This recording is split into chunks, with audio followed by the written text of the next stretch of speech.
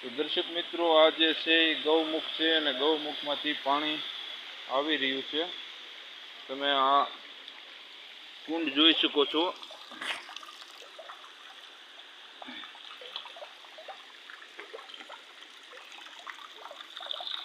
આ પાણી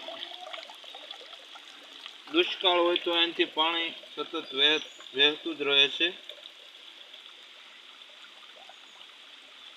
આ ગંગાજળ છે અને આ ગૌમુખમાંથી આ પાણી આવી રહ્યું છે. આ જે છે એ દામોકુંડ છે.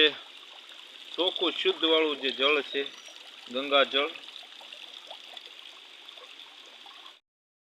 અને જે જંગલ વિસ્તારમાં જે ઉપર જે ડુંગરાની ટોચું છે, ત્યાં પણ બાકડા આશ્રમમાં ગોઠવી દેવામાં આવ્યા છે.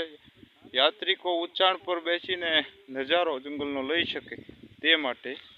તો આ જંગલના જે ડુંગરાની જે શિખર ઉપર બાકડા ગોઠવી દેવામાં આવ્યા છે, યાત્રિકોને સારી સુવિધા જંગલનો લૂક પણ લઈ શકે એ માટે. તો